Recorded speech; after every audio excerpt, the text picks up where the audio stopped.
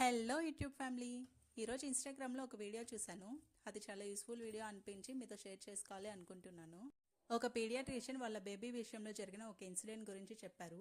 అదేంటంటే వాళ్ళ బేబీ కూడా ఎక్కువగా థమ్ సక్కింగ్ చేస్తుండేదంట. అసలు పాలు కూడా తాగేది కాదంట. పాలు తాగడం కంటే థమ్ సక్కింగ్లోనే ఎక్కువ సాటిస్ఫాక్షన్ ఉండేది ఆ పాపకి. అలా కొన్ని రోజులకి నోరంతా ఇన్ఫెక్షన్ వచ్చేసి ఇంజెక్షన్స్ కూడా ఇవ్వాల్సిన సిచ్యువేషన్ వచ్చిందంట.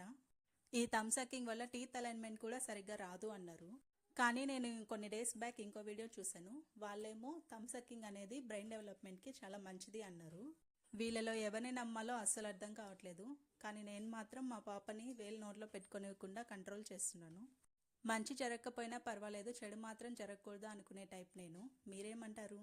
ఈ వీడియోని మీ ఫ్రెండ్స్ అండ్ ఫ్యామిలీ మెంబర్స్లో న్యూ బోర్న్ బేబీస్ ఉన్న మదర్స్కి ఫాదర్స్కి షేర్ చేయండి. వీడియో నచ్చితే ఒక లైక్ కొట్టి సబ్స్క్రైబ్ చేసుకోవచ్చు కదా. Thank you for watching.